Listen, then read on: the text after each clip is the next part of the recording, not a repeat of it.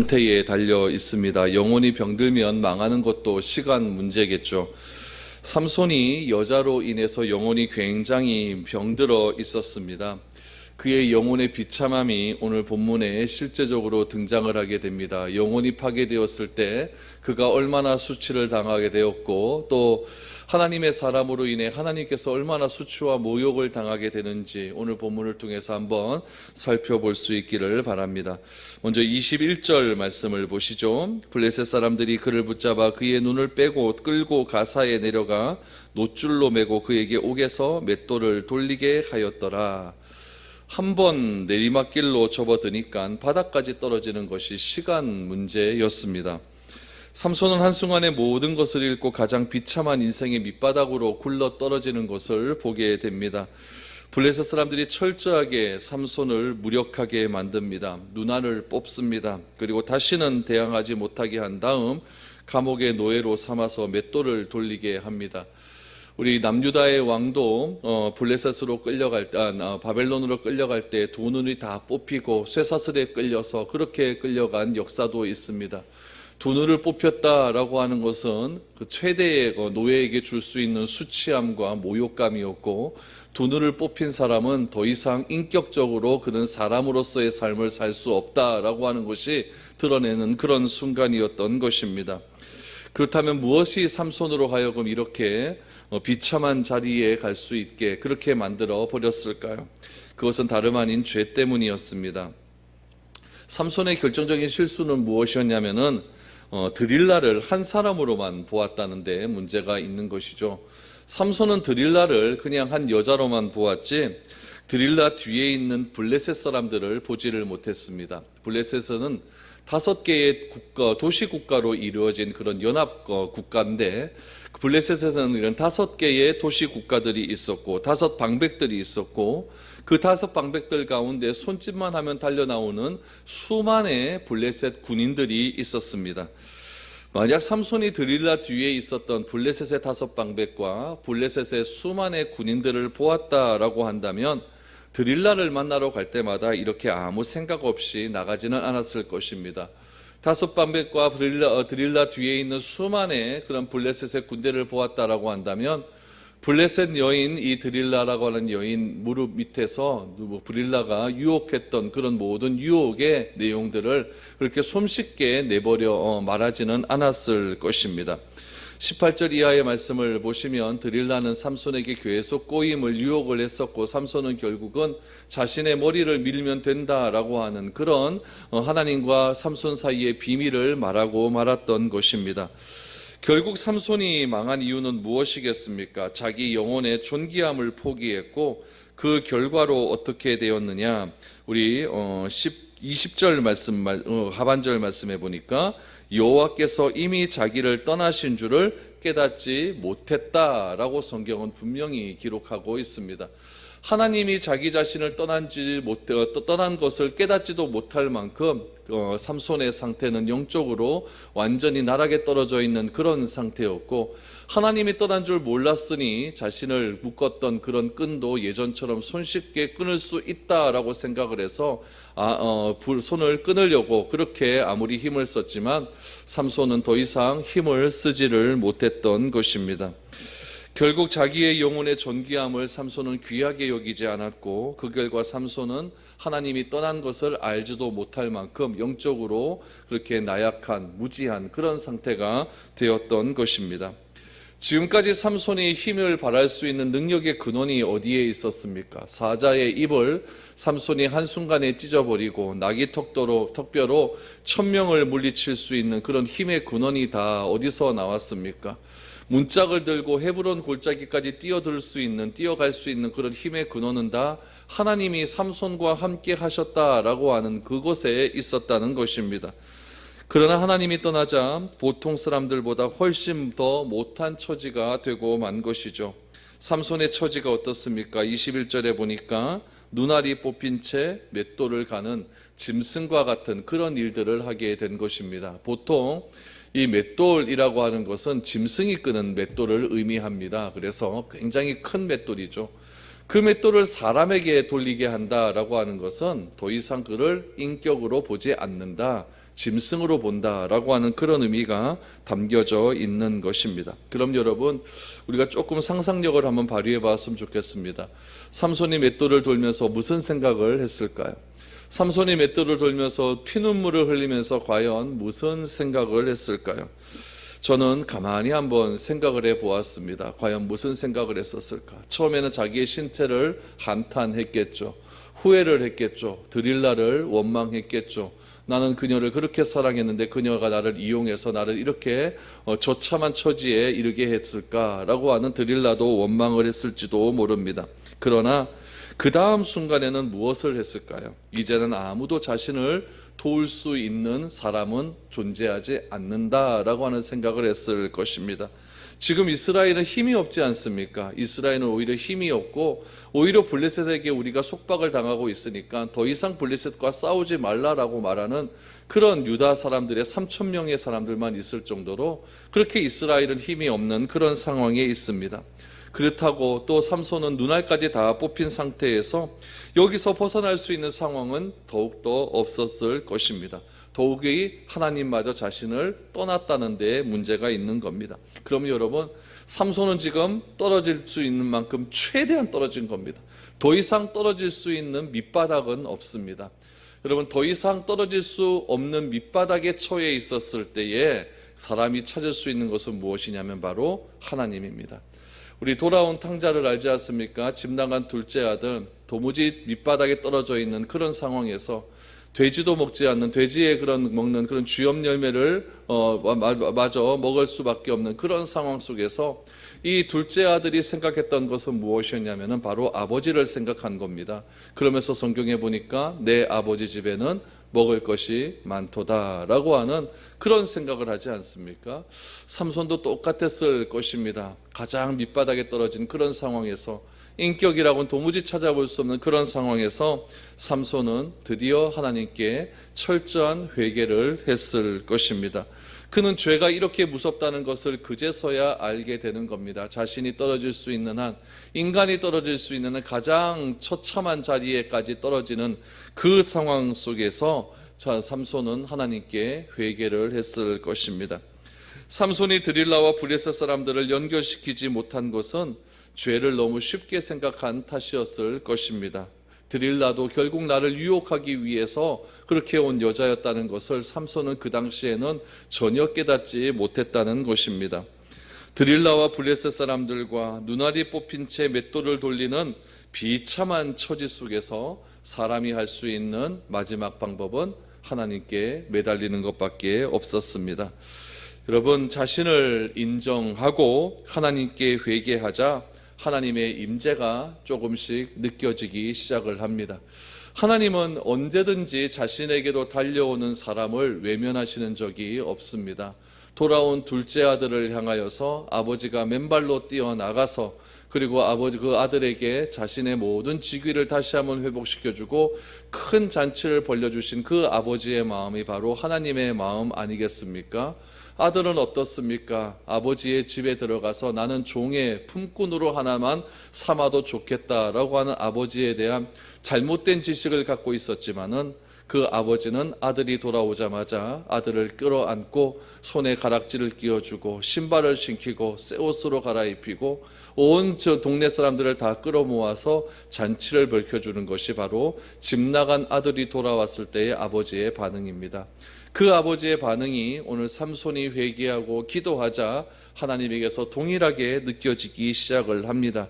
하나님께 회개를 하자 하나님의 임재하심이, 하나님의 함께하심이 조금씩 삼손에게서 느껴지기 시작하는 겁니다. 그 하나님의 임재, 하나님의 사랑의 표현이 무엇이겠습니까? 22절 말씀해 보니까 그의 머리털이 밀린 후에 다시 자라기 시작하니라 라고 말을 합니다. 사람의 머리카락은요, 죄를 지었다라고 해서 자라나지 않는 것이 아닙니다. 누구나 다 머리카락은 자라나게 되어 있습니다. 그러나 삼손에게서 있어서 이 머리카락은 그렇게 쉽게 넘길 문제는 아니었다는 이야기입니다. 삼손은 블레셋 사람들에게 잡혀가 머리가 밀리고 눈알이 뽑혀졌을 때에 하나님이 자신을 영원히 버린 것으로 생각을 했습니다. 아마 삼손은 처음에는 머리카락이 자라난다라는 것을 생각하지도 못했을 것입니다. 이 감옥에서 벗어날 방법은 하나도 없을 것이고 절망만이 마음을 지배할 수 있었을 것이고 자기는 죽을 때까지 이곳에서 비참한 삶을 살아야 된다라고 생각을 했을 것입니다. 그런데 하나님께 회개하고 나자, 하나님께 자신의 마음을 다 털어놓고 나자 평안이 그에게 찾아오기 시작했고 순간 머리털이 다시 자라나고 있음을 느끼기 시작한 것입니다. 22절을 다시 보시면 그의 머리털이 밀린 후에 다시라고 하는 말이 중요하죠. 다시 자라기 시작했다라는 겁니다. 하나님이 다시 삼손에게 다가가기 시작했다라는 이야기죠. 머리카락은요, 하나님과 삼손 사이를 이어주는 아주 귀한 표징이었습니다. 머리카락은 삼손에게 하나님께서 삼손을 하나님이 버리지 않았음을 알려주는 귀한 증거였습니다. 우리 모세오경에도 보면 하나님께서 이스라엘 백성들을 출애굽시키시고 가나안 땅을 허락하여 주십니다. 가나안 땅을 허락하여 주시면서 약속한 것이 무엇이냐면은 너희가 내 말을 듣고 내 말대로 행하면 그 땅에서 장구히 살리라 라고 하는 약속을 해 주셨습니다. 그러면 가나안 땅이라고 하는 것은 어떤 땅이냐면은 하나님과 이스라엘 사이에 관계가 좋다는 것을 증명해 주는 표시였던 겁니다. 만약 이스라엘 백성들이 그 땅에서 쫓겨났다라고 하는 것은 무엇을 의미하는 거냐면은 하나님과 이스라엘 사이의 관계가 좋지 않았다라는 것을 증명해 주는 것이죠. 그런데 하나님과 이스라엘 백성들의 관계가 좋다. 다시 말하면 하나님과 이스라엘과 맺었던 그 언약을 이스라엘 백성들이 잘 듣고 지키고 행하기만 하면 영원토록 그 땅에서 살 수 있게 되는 것입니다. 그런데 어떻습니까? 결국 722년에 기원전 722년에 북이스라엘은 아수르에 의해 망하게 되는 것이고 기원전 568년에는 남유다는 바벨론에 의해서 망해서 다 쫓겨나가지 않습니까? 결국 하나님의 말씀을 듣지 않고 지키지 않게 되자 그 증거는 다 사라지게 되었다는 이야기죠. 이와 마찬가지로 하나님과 삼손 사이에도 머리카락은 삼손이 하나님의 말씀을 잘 지키고 있다라고 하는 약속의 표시였다는 이야기죠. 우리 남녀가 사귀기 시작하면 가락지를 맞추지 않습니까? 커플링을 맞추고 이 반지는 너와 나 사이의 사랑의 증표다라고 하는 것을 이렇게 증거로 꼽아주지 않습니까? 삼손과 하나님 사이의 이 커플링은요, 삼손과 하나님 사이의 반지는 바로 머리카락이었습니다. 언약이 떨어지고 하나님이 떠나가자 머리카락은 다 깎이게 된 것이고 하나님이 다시금 삼손에게 사랑을 베풀어 주기 다시 시작할 때에 22절의 말씀처럼 다시 자라기 시작할 때에 하나님과 삼손과의 관계는 조금씩 회복되어지기 시작했다는 것입니다. 삼손은 이전까지는 그것을 느낄 수도 없었고 들을 수도 없었고 볼 수도 없었습니다. 그런데 어느 날 머리카락이 손에 잡히기 시작한 것입니다. 그때 삼손은 하나님이 자신과 지금 함께하고 있다는 것을 느끼게 된 것입니다. 여러분, 우리도 그렇지 않습니까? 하나님이 온몸으로 느끼게 해주시지 않으면 그 사랑을 믿지 못할 때가 있습니다. 너무 형편이 어렵고 낙심이 되고 삶에 희망이 없을 때 하나님께서 무엇인가 좀 구체적으로 보여줬으면 좋겠다라고 하는 그런 생각이 들 때가 있지 않습니까? 기드온도 하나님께서 미디안을 향하여 나가라 했을 때 기드온이 하나님께 요구한 것이 무엇이냐면은 양털은 물이 있고 주변은 마르게 해달라, 또 주변은 물이 있고 양털은 마르게 해달라라고 하는 그런 증거를 하나님께 요구하지 않습니까? 이렇게 손에 잡히도록 사랑을 표시해 주는 것이 바로 하나님과 우리 사이의 스킨십입니다. 우리 어린아이들은요, 내가 너를 사랑한다라고 하는 그 사랑의 표시를 말로만 하면 잘 못 알아듣습니다. 그래서 아이를 사랑한다라고 하는 표시로 장난감도 좀 사주고 아이를 좀 껴안아주고 볼도 좀 비겨주면서 그렇게 사랑한다라고 하는 것을 무엇인가 눈에 보이는 것으로 표현해 줄 때 그 아이는 어른의 사랑을 받아들일 수 있게 되는 것이죠. 우리가 어리다라고 하는 것은 무엇이냐면 자꾸만 하나님께 무엇인가 증거를 요구하는 것이 내 삶이 어리다, 내 신앙이 어리다라고 하는 증거입니다.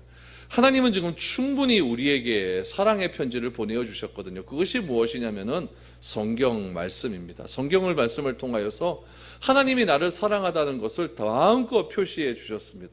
그 사랑의 표현을 어느 정도로 표현해 주셨냐면 자신의 아들을 죽이면서까지 우리를 사랑해 주었다라는 것을 다 표시해 주었습니다. 그런데 그 아들을 죽이면서까지 우리를 사랑해 주었다라고 하는 그 표시가 잘 믿어지지가 않습니다. 그러니까 자꾸 하나님께 하나님 뭘 좀 보여주십시오. 뭘 좀 보여주십시오. 하나님 요것만 들어주시면 내가 하나님의 사랑을 믿겠습니다 라고 하는 요구를 많이 하지 않습니까? 우리 또 하나님의 사랑을 논리적인 추론으로만 극복해 나가기는 굉장히 어렵다는 이야기입니다. 그때 하나님께서 나만을 위해서 주시는 메시지가 있다는 이야기입니다. 저 같은 경우는요, 목마른 사슴 시냇물을 찾기에 갈급한 같이 이 찬양이 하나님께서 저를 만져주셨던 처음의 찬양이었어요. 그 찬양만 들으면 얼마나 감격이 오고 눈물이 나는지 모릅니다. 여러분들에게도 그런 경험들 다 있을 것 아니겠습니까? 어떤 성경 구절을 하나 읽었는데 그 성경 구절이 나에게 너무나 가슴 깊이 와서 그 성경 구절만 읽을 때만 되면은 더 이상 읽어 나가지 못할 정도로 가슴이 찡한 감동을 느낄 그런 성경 구절 다 하나씩 있지 않습니까? 어떤 분들은 찬송가를 부를 때 그 찬양만 부르면 눈물이 막 쏟아진다고 하는 그런 분들도 계십니다. 여러분, 그런 것들이 나만이 알 수 있는 방식으로 하나님께서 나를 만져주시는 그러한 방법이라는 이야기죠. 다시는 나지 않을 것 같은 머리카락, 그 머리카락을 어느 순간 삼손이 머리에 손에 머리를 대었을 때에 조금씩 자라나고 있었다라고 하는 그런 증거가 보였을 때에 이 머리카락은 하나님과 삼손 사이에 아주 밀접한 애정의 표현이었고 스킨십과 같은 그런 것이었다는 이야기죠. 삼손의 머리카락은 그렇게 조금씩 자라나고 있었습니다. 삼손의 머리카락이 자라난다는 것은 하나님이 삼손을 버리지 않고 다시 들어오셨다라고 하는 것을 표현해 주는 방식이었습니다. 그렇다면 여러분, 이것은 삼손에게 임한 하나님의 사랑의 표현이었고 삼손이 비참해지는 그런 눈에 보이는 현실의 몰락을 본 블레셋 사람들의 반응은 과연 어떠했을까요? 23절을 보십시오. 블레셋 사람의 방백들이 이르되 우리의 신이 우리 원수 삼손을 우리 손에 넘겨주었다 하고 다 모여 그들의 신 다곤에게 큰 제사를 드리고 즐거워하고 라고 말합니다. 블레셋 사람의 방백들이라고 말합니다. 이 방백들이라고 하는 이 복수형은 블레셋이라고 하는 나라는 5개의 도시로 이루어진 국가다, 도시국가다라는 것을 우리에게 알려주는 겁니다. 삼손이 잡혔다는 소식을 듣고 삼손을 지금 어디로 끌고 왔다고 했냐면은 가사라고 하는 도시국가로 끌고 왔다라고 말을 했습니다. 삼손이 다사에 지금 잡혀 있다는 소식은 나머지 4개의 도시국가에게는 굉장히 큰 기쁨이었겠죠. 그래서 블레셋 사람들의 방백들이 그랬으니까 5개의 도시국가에 있는 대표들이 지금 가사로 다 모였다는 이야기입니다. 5개의 도시 국가들은요, 블레셋이라고 하는 나라는 항상 언제 모였냐면은 큰 전쟁이 있을 때, 또 하나는 큰 제사가 있을 때 모여서 그렇게 연합으로 그렇게 큰 전쟁의 위협을 방어했었고 공격했었고 제사를 다곤신께 드렸습니다. 그들의 행정체계는 5도시로 구분되어 있었지만은 제사나 축제나 전쟁은 연합으로 힘을 합하여서 그렇게 치러내었던 국가였습니다. 그런데 지금 5 방백들이 모인 일이 무엇 때문에 모였냐면은 삼손 때문에 모였다는 이야기죠. 삼손이 얼마나 그들에게 두려움의 대상이었던지 삼손이 잡히자 5 방백들이 하나가 되었다는 사실로 알 수가 있는 겁니다. 그를 잡아 누나를 뽑은 이 일을 축하하기 위해서 5개의 도시 국가의 대표들이 모여서 자기들의 신에게 제사를 드리기로 했다는 이야기입니다. 여러분, 우리도 그렇지 않습니까? 어떤 좋은 일이 생기고 감사한 일이 있으면 하나님께 감사 예배도 드릴 수도 있고 감사헌금도 드리고 하나님께 감사의 기도도 드리는 것 있지 않습니까? 얘네들도 그런 것이죠. 자신을 그렇게 괴롭히던 그런 삼손이 눈에 뽑혀서 완전히 잡혀놨으니까 이제 하나님 이거 자신의 신 다곤신에게 제사를 드리기 위해서 모였던 것입니다. 그때 모인 사람들이 몇 명이었느냐? 남녀 3,000명이 모였다라고 성경은 기록하고 있습니다. 이것은 여러분 대대적인 행사였죠. 그 기원전 굉장히 4,000년 이상에 되었던 그런 시대에 사람이 여러분 3,000명 모인다는 것이 그렇게 쉬운 일은 아니었거든요. 그때 3,000명이 모여서 삼손 잡아 죽인 것으로 인하여 감사의 제사를 드리는 축제를 벌였다는 이야기입니다. 이렇게 블레셋 사람들이 기뻐하는 이유는 딱 한 가지입니다. 하나님의 사람 삼손도 별것 아니다 라고 하는 생각을 가졌기 때문에 그렇습니다. 삼손의 능력 대단한 줄 알았는데 머리털 밀거나 보니까 아무것도 아니라는 것이었죠.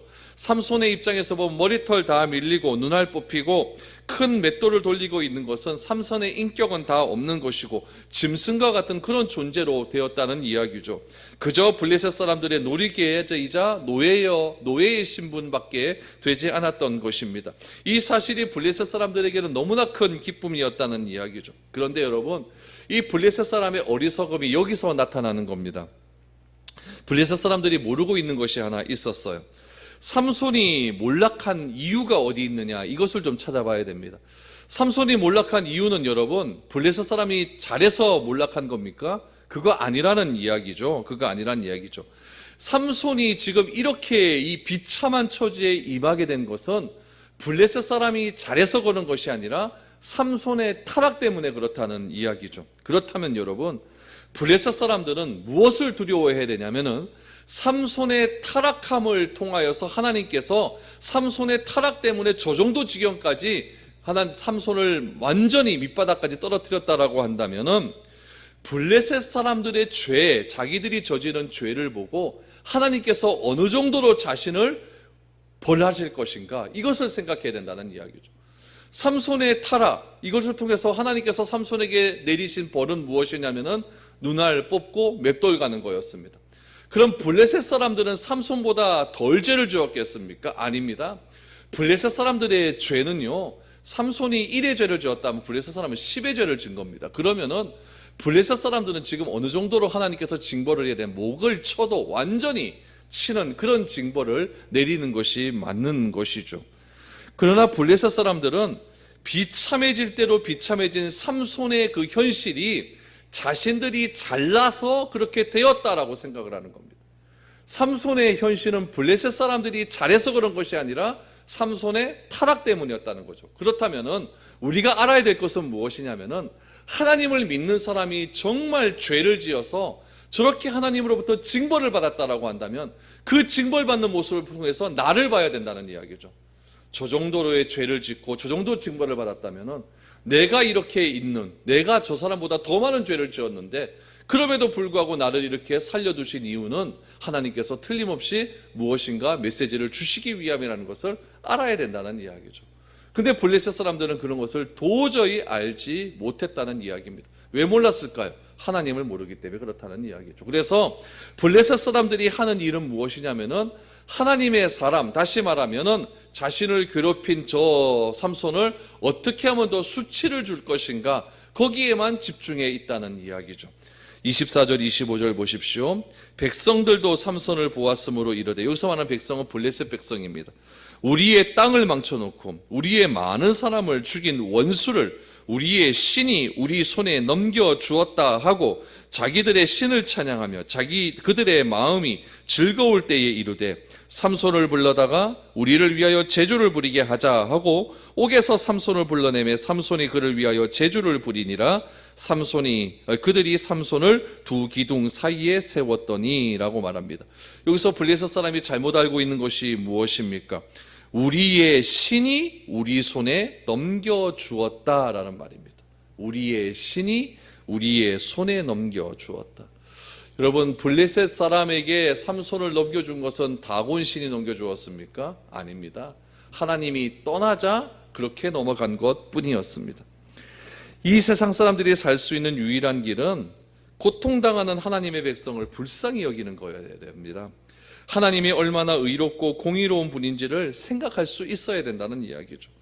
삼손의 방탕함을 그냥 넘기지 않고 눈알 뽑히는 것으로 진노하신 하나님이라고 한다면 매일같이 죄를 짓는 블레셋 사람에게는 얼마나 큰 죄가 벌이 임할까, 이것을 생각할 줄 알아야 된다는 이야기죠.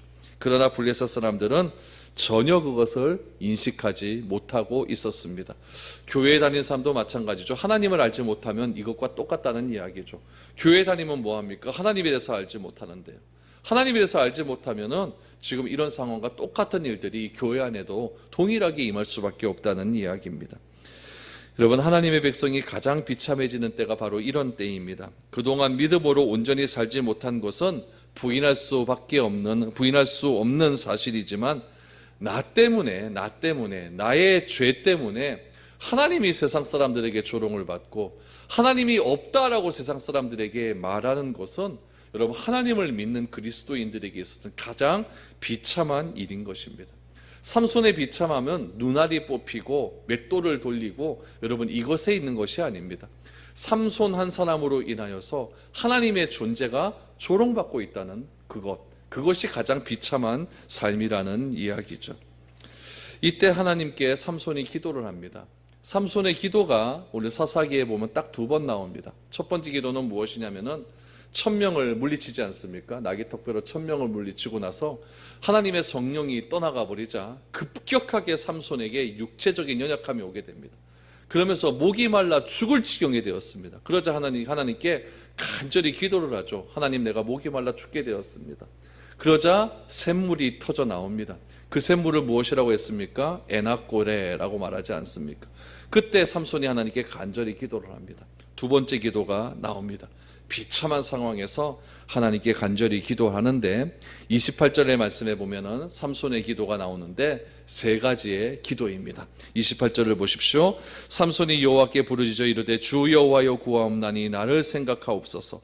하나님이여 구하옵나니 이번만 나를 강하게 하사 나의 2 눈을 뺀 블레셋 사람에게 원수를 단번에 갚게 하옵소서. 3가지의 기도가 나옵니다. 첫 번째, 자신을 생각해 주십시오. 자신을 생각해 주십시오. 이 말이 얼마나 부끄러운 말이었을까요? 삼손은 자기 때문에 자신을 기억해 달라는 것이 아닙니다. 자신의 비참한 현실 때문에 자신을 기억해 달라는 것이 아니죠. 자신의 죄로 말미암아 이스라엘 교회가, 자신의 죄로 말미암아 하나님의 백성이 하나님을 온전히 드러내야 될 나실인이 부끄러움에 처해 있다는 이야기입니다. 하나님, 나를 좀 생각해 주십시오. 이 부끄러운 나를 좀 생각해 주십시오 라고 하나님께 간절히 매달리기 시작합니다. 2번째는 무엇입니까? 하나님, 이번만입니다. 이번만. 지금 이 순간을 넘기지 않게 해달라는 것입니다. 하나님을 모욕하는 이 원수를 갚을 수 있도록 이번 한 번만 자기 평생에 이번 한 번만 더 힘을 달라라고 기도합니다. 3번째는 무엇입니까? 나를 강하게 해주십시오. 강하게 해주십시오. 강하게 해달라는 이유가 무엇입니까? 나의 2 눈을 뺀 블레셋 사람에게 원수를 단번에 갚게 해달라는 겁니다. 여러분, 이것을 28절에서 삼손의 기도를 개인적인 복수라고 생각하면 어리석은 해석입니다. 그가 참을 수 없었던 것은 나 자신의 개인적인 타락 때문에 하나님의 이름이 이방인들 가운데 비참하게 조롱받고 있는 이 상황, 이것이 자신을 비참하게 만들었다는 이야기입니다. 여러분, 우리가 기도해야 될 것은 무엇입니까? 내가 절박하게 하나님께 매달려야 할 것은 무엇입니까? 나 때문에 교회가 비참해지고, 나 때문에 교회가 어려움에 처해지고, 나 때문에 하나님의 이름이 모욕을 당한다고 한다면 우리는 어떻게 기도해야 될까요? 삼손의 기도가 우리에게 동일하게 필요하다는 이야기입니다. 요즘 여러분 사회 지면 뉴스에서 우리 믿는 예수를 믿는 교회 때문에 얼마나 하나님의 이름이 망령되이 일컫고 있습니까? 그 과거에 교회를 타락하게 했던 것이 일제시대 때에 신상에게 절하는 신사참배였다고 한다면 오늘날 우리에게 있어서, 우리 교회에 있어서, 이 한국교회에게 있어서, 더 좁혀서 나에게 있어서 하나님을 비참하게 하고 교회를 욕되게 하는 죄는 과연 무엇인지를 우리는 다시금 생각해 보아야 한다는 이야기입니다. 이런 기도가 우리 교회에 나타나야 됩니다. 이번 한 번만 하나님께서 은혜 베풀어 주시어서, 이번 한 번만 하나님께서 저희 교회를 불쌍히 여겨 주시어서 교회가 교회될 수 있도록, 하나님 예배가 예배될 수 있도록, 내가 하나님의 그리스도인이 될 수 있도록 하나님 나를 도와주십시오. 하나님 나를 간절하게 해주십시오. 이번 한 번만 하나님께서 간절하게 은혜를 베풀어 주시어서 하나님 교회가 교회될 수 있도록, 이 교회를 통하여서 하나님의 이름이 망령되이 일컫지 않을 수 있도록 하나님 이번 한 번만 나를 기억하여 주십시오. 이렇게 간절히 기도할 수 있는 우리가 되어야 될 것 아니겠습니까? 삼손이 지금 하는 이 28절의 기도는 나만의 이기적인 기도가 아닙니다.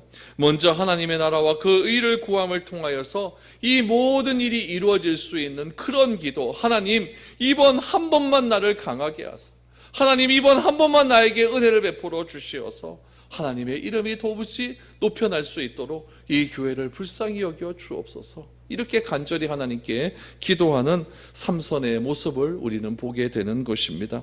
이런 기도의 내용이 우리들에게도 회복되어야 될 줄로 압니다. 이번 한 번만 하나님 도와주십시오. 이번 한 번만 교회를 회복시켜 주십시오. 이런 간절한 은혜가, 간절한 기도가 우리 가운데 나타나야 되는 겁니다. 28절에서 삼손이 하나님께 간절히 기도를 합니다. 하나님, 이번 한 번만 도와주십시오. 29절에서 어떻게 이야기합니까? 삼손이 집을 버틴 두 기둥 가운데 하나는 왼손으로 하나는 오른손으로 껴 의지하고 삼손이 이르되 블레셋 사람과 함께 죽지를 원하노라 하고 힘을 다하여 몸을 굽히매 그 집이 곧 무너져 그 안에 있는 모든 방백들과 온 백성에게 덮이니 삼손이 죽을 때에 죽인 자가 살아있을 때 죽인 자보다 더욱 많았더라 라고 말합니다. 삼손이 마지막으로 외친 말은 내가 블레셋 사람들과 함께 죽기를 원한다라는 말입니다. 집을 버틴 두 기둥 가운데 기둥 하나는 왼손으로 하나는 오른손으로 의지하면서 블레셋 사람들과 죽겠다라고 말을 합니다. 삼손이 죽을 때에 죽인 자가 살아있을 때 죽인 자보다 많다라고 성경은 기록합니다. 어떤 사람은 이렇게 이야기하죠. 블레셋과 함께 죽기를 원한다, 이 말을 자살이라고 말하는 그런 사람들도 있습니다. 그러나 이건 자살이 아니죠. 자신의 마지막 생애를 블레셋과의 전쟁에서 하나님께 드린 겁니다. 그는 더 살기를 원하지 않았습니다. 하나님께 자신의 삶을 한 번 더 사용되기를 간절히 바랬던 것입니다. 이것이 자살이 아닌 이유는 다음 주에 민수기 말씀을 통하여서 제가 자세하게 설명을 드리겠습니다. 나시린의 서약이 깨어졌을 때에 구약의 율법은 철저하게 다시 한번 하나님께 제사를 드리면서 그 제물을 바쳐서 죽여야 된다라고 하는 그런 구약의 율법이 있는데, 삼손의 삶을 보면 나시린의 죄악이 깨어져 가면서 자신이 어떻게 하나님께 나시린의 소원을 다시 한번 이루게 되었는지를 그대로 자신의 삶을 통해 드러낸다는 이야기입니다. 그러므로 자신이 지금 죽겠다라고 하는 것은 자살이 아니라 다시금 하나님께 원하는 삶으로 내 자신을 드리겠다라고 하는 철저한 제물로서의 표현임을 우리는 알아야 된다는 겁니다. 그렇다면 여러분, 우리 그리스도인의 능력은 과연 어디서 나옵니까? 머리카락에서 나옵니까? 절대 그것 아닙니다. 그리스도의 능력은 어디서 나오느냐? 경건한 삶에 있습니다. 삼손의 경우처럼 머리털이 중요한 것이 아니라 나시린 서약을 통해 경건한 삶이 중요하다는 이야기입니다. 경건한 삶을 살았다라고 한다면 독주나 시체나 머리털과 같은 언약은 아무런 문제가 되지 않는다는 이야기죠. 나시린 언약만 잘 지켰다라고 한다면 머리털 깎이고 자라는 것이 무엇이 문제가 되었겠습니까? 삼손은 자신이 좋았을 때 하나님을 느낀 것이 아니라 짐승과 같이 나락으로 떨어졌을 때, 그에게 완전한 어려움이 찾아왔을 때 평안과 하나님의 긍휼을 오히려 맛보게 되었고, 하나님의 역사는 평안할 때도 임할 수도 있지만은 하나님의 역사는 감옥 가운데서 더 비참한 그 상황 가운데서도 진행되고 있었다는 것을 우리는 삼손을 통해서 알게 되는 것입니다. 내 삶이 평안해야만, 내 삶이 화목해야 되면 내가 더 하나님께 더 나가야만 하나님의 평안을 느낄 수 있는 것이 아니라 내가 완전히 절벽 가운데로 떨어지는 비참한 삶의 현실 가운데서도 하나님은 우리를 절대 놓치지 않고 있다는 사실을 우리는 알아야 된다는 겁니다. 내가 눈알이 뽑히고 비참한 삶을 살게 되었다 하더라도 하나님은 우리를 절대 포기하지 않습니다. 절대적인 위기 속에서도 머리털은 다시 자라고 하나님은 내 기도에 귀를 기울이십니다. 그래서 우리는 부르짖어야 됩니다. 하나님, 한 번만 내게 힘을 주시고, 하나님, 한 번만 나를 기억하여 주시고, 사탄에게 내어주지 마시고 한 번만 힘을 더 주시옵소서. 그래서 이 교회라고 하는 곳이 하나님의 이름을 드러낼 수 있도록 하나님 도와주십시오. 이런 간절한 기도가 우리에서 회복되어질 때에 하나님은 그때 우리에게 새로운 역사를 허락해 주실 줄 믿습니다.